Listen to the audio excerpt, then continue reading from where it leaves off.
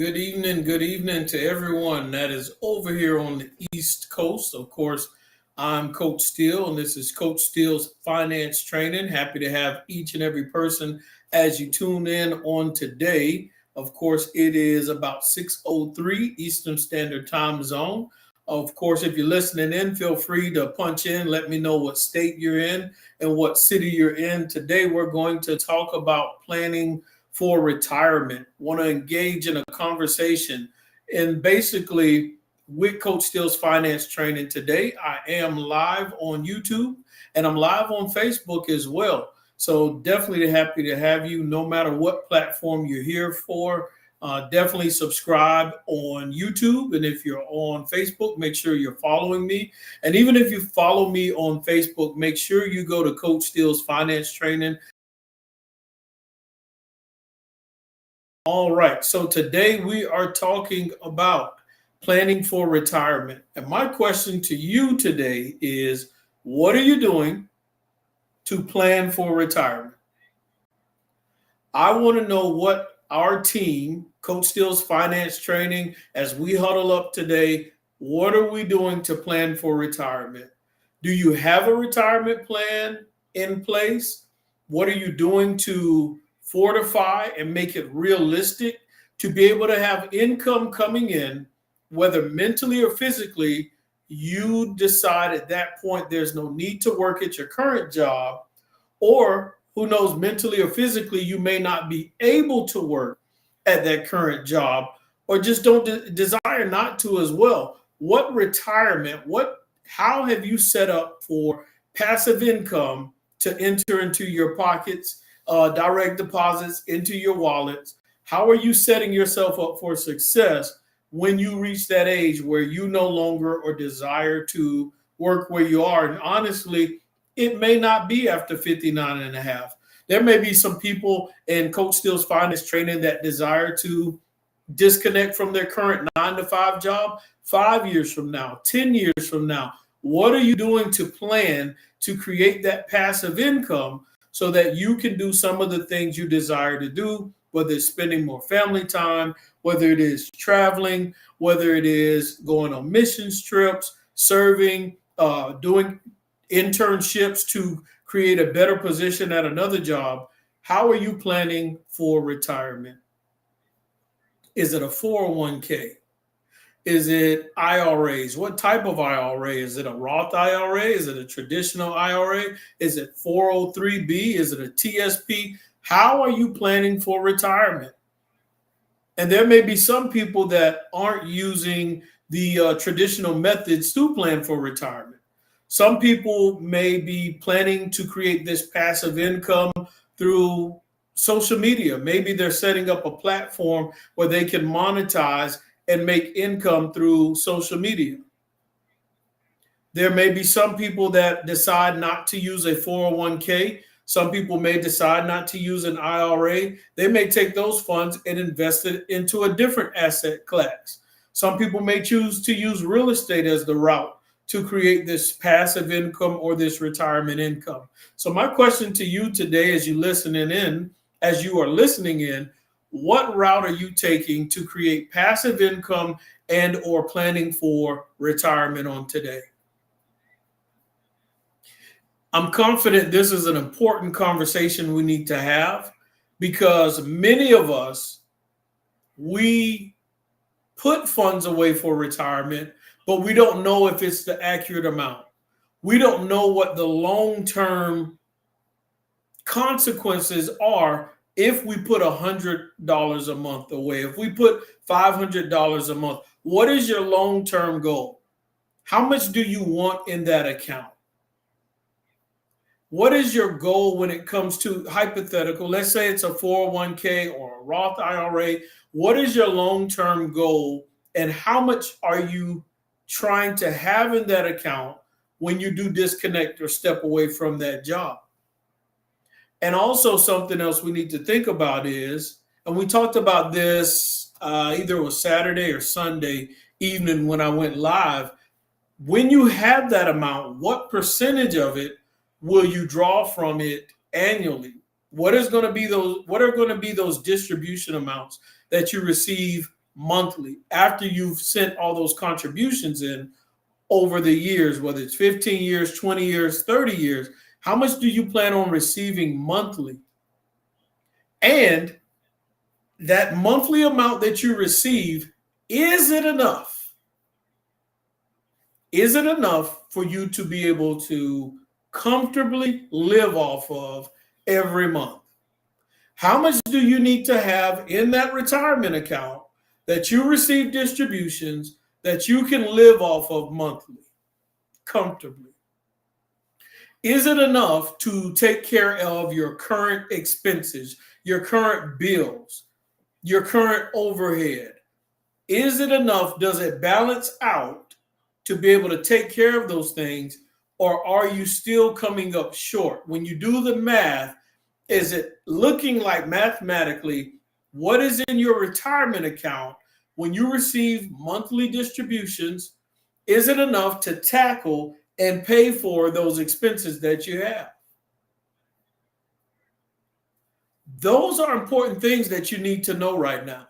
If you're tuning in, this is Coach Steele's Finance Training. Definitely having a tough conversation that many people don't want to discuss, many people don't want to talk about, but we need to have that conversation now. And we need to continue to have that conversation because most people are not prepared for retirement. But we can change those statistics and we can change the outcome by taking action, by educating ourselves, and by learning what we need to do to properly plan for retirement. We can put it off another week. We can put this subject off another month. Hey, we can put it off for a few more years. But what happens?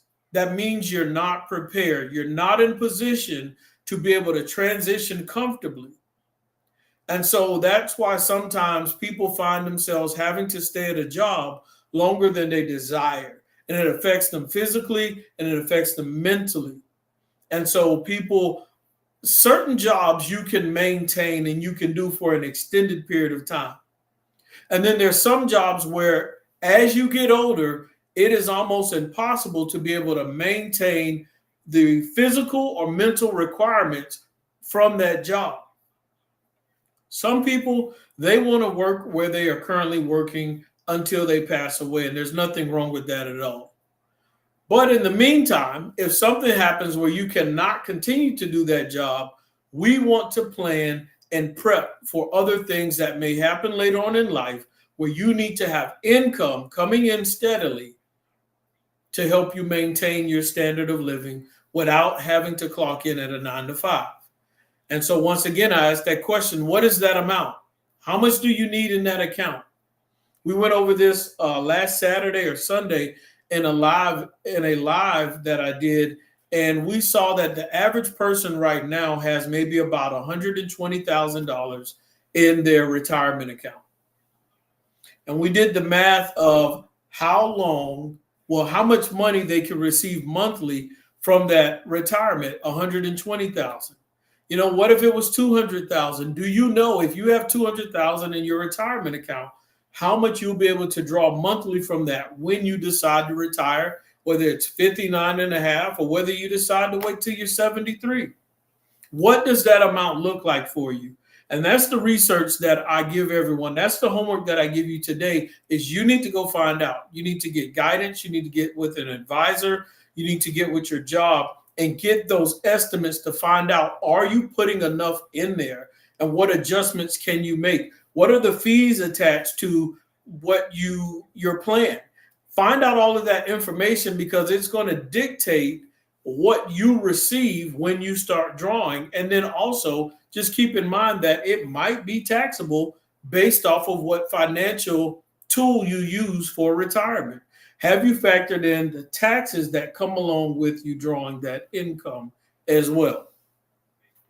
And so there's some jobs that, as you work them, whether, it's some type of government-based job, or let's say you're in the military, quite naturally, if you do about 20 years in the military, unless it's changed, less now, you can work and then there's like a built-in retirement pension that you get every month.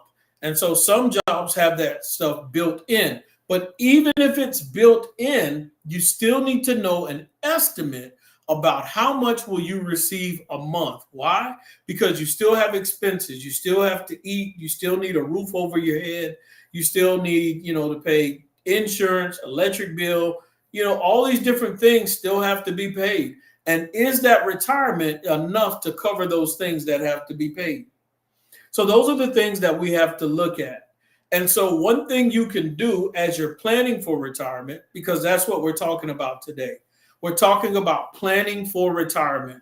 And so before I dive into some of those things you can do to plan for retirement, let me remind everybody, as you are tuning in, this is Coach Steele's Finance Training. I am the financial voice of the people. And so we have a community here at Coach Steele's Finance Training. Everyone is welcome. Everyone can join. We accept everyone with open arms because we want to fix our financial situation and grow together to get to the next levels that we need to be. I work with clients daily, and as I work with clients daily, most people, what I find is they really don't have a grasp of their budget. They really don't have a grasp of how much they have coming in monthly and how much they have going out monthly. And that's a huge problem. When we talk about planning for retirement, when we talk about planning for the future, if you don't know your present, situation, circumstance, it is going to be extremely difficult to plan for your future. It's going to be extremely difficult to plan for your retirement. So let's have that uncomfortable conversation now. Let's have that uncomfortable conversation and figure out what can I do to improve what I'm doing now to help me be in a better situation to plan for my retirement. We don't have to struggle as we get older. We don't have to put our financial burden on the younger generation as we get older if we properly plan. Think about it. How many people do you know, and not to pick on anyone or judge anyone or point the finger, because life happens and things happen. Realistically, how many people do you know that they are older in age and yet they either don't have a retirement plan, the financial situation is shaky, it's probably difficult for them to be able to find a job. And what has happened now is the younger generation or people around them are having to give and help support for that person to be able to maintain their lifestyle. Oh, yes, I know I'm talking and you understand exactly what I'm saying. There are people that you know that are older, financially things have happened, they're in a retirement age, and yet they cannot maintain themselves comfortably. So now the younger generation or their siblings or other family members are having to come together randomly here and there to help that person. Some people financially, as they get older, they're in such a bad state. Not only do they struggle to pay their rent or their mortgage, but then they don't even have enough money for their medicine. They don't have enough money to handle their medical bills or to get quality medical care. All of this plays a role in your comfort of living and your lifestyle.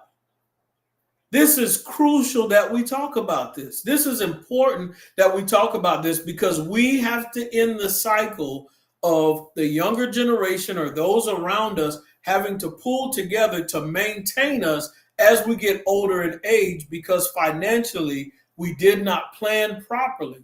Once again, life happens, things happen, unexpected things happen. So some people, their situation was out of their control. What I'm talking about is there are many of us that we can start planning strategically to put ourselves in a better situation for retirement. We have to figure it out and figure out what can we do now to put ourselves in a better situation.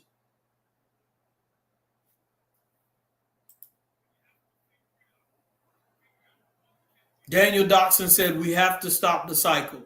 This is a cycle that we have seen over and over and over, and it continues to happen.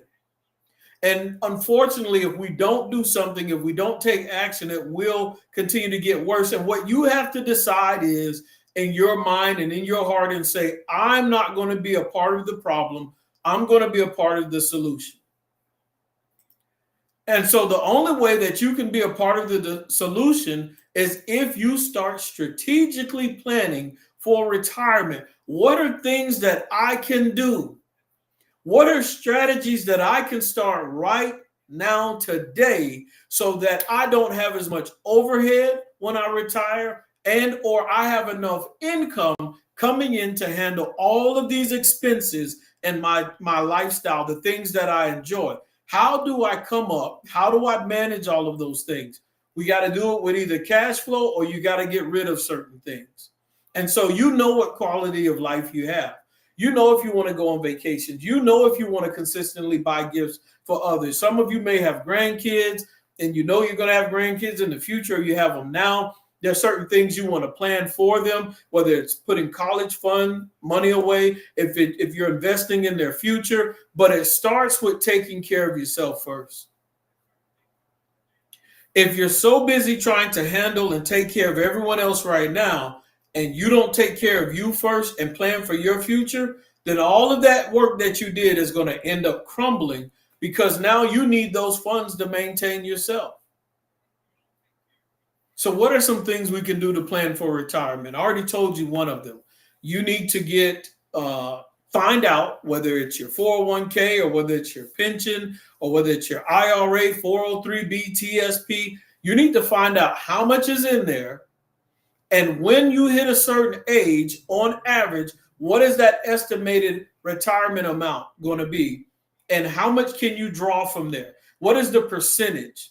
What is the amount that you're going to be able to draw annually? And what does that look like for you monthly? What's something else we can do? Most people have a mortgage or most people pay rent. Now, of course, if you pay rent, that's something that doesn't ever stop unless you find a nice landlord or apartment complex that just decides you don't have to pay rent anymore. And that's highly unlikely. So usually you're going to pay rent forever as long as you're renting. Now, as far as a mortgage, if you consistently pay a mortgage for 30 years without refinancing and you consistently do it without missing a payment, your mortgage payment should be eventually gone. Now, of course, I wouldn't want to pay a mortgage for 30 years, but if you pay off your mortgage, if you pay off your house, then now you don't have a regular principal and interest mortgage payment you have to pay monthly. Guess what? You just decrease some of that debt that you have to pay monthly. You just decrease some of the overhead that your income would have to attack. So now, of course, if you want to get rid of a mortgage in estimated 5 to 7 years, then definitely reach out to me, whether it's on YouTube or, of course, you see my email address down there at the bottom of the ticker, coachsteelefinance@gmail.com. Feel free to jump on there, and I can send you some information in regarding to learning how to pay your mortgage off at an accelerated rate with mentorship, with guidance, and with coaching. But anyway, getting rid of that mortgage definitely will help when it comes to retirement because most people, guess what their potential biggest expense is every month? Usually most people, that biggest expense that they have monthly is their mortgage. And so you must understand that if you get rid of that mortgage payment, then all you have left is potentially property taxes and insurance. And then there's some people that don't even have to pay property taxes.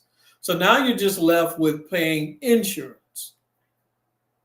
And then if you're only left with paying insurance, and here's another cool thing to learn. Now at that point, if all you're paying is insurance and you no longer have a mortgage and you got with me and you learn how to pay your mortgage off in estimated 5 to 7 years, and that's no longer overhead, and let's say all you pay is property taxes or insurance or potentially only insurance. If you have a small business, if you have, a home-based business or whatever it is, and you're making income, or there may be some years where you're losing, If you have an office space or you use your house in some shape, form, or fashion, then there are potentially tax write-offs with that. Now get with a CPA, get with your tax advisor, find out more information from that. Do your personal due diligence on that as well. Well, if you get tax write-offs concerning the house, and then the only thing you were paying was property tax and insurance, and those tax write-offs may potentially cancel out whatever that expense was, then you very well may have made the house an asset as opposed to being a liability, because now it isn't necessarily costing you. So anyway, that's a whole nother story. So everyone looks at your personal home as a liability, but it doesn't have to be. It all depends on how you maneuver and how you use it to your advantage, whether it's in business or in other areas. So anyway, getting rid of the mortgage payment helps when you're trying to retire. What else can you do? Well, some people will get solar. That's debatable. Getting solar panels might decrease your monthly electric bill. And of course, there are some tax write-offs that come with solar panels as well.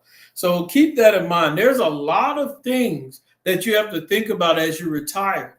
Another thing we find as people get older, their medical bills increase. And that's interesting because when you're at your current job, certain benefits, medical benefits, come with it as you are paying in and you're working there. But when you disconnect from that job, now you still have medical bills, seeing, the doctors, appointments, and all that other good stuff that happens as we age. How do you handle that? How do you balance all of that out, knowing that as you get older, that you'll still have medical bills? And so a lot of people don't think about that when they think about what are my monthly expenses when it comes to retirement. We need to factor those what ifs in there as well.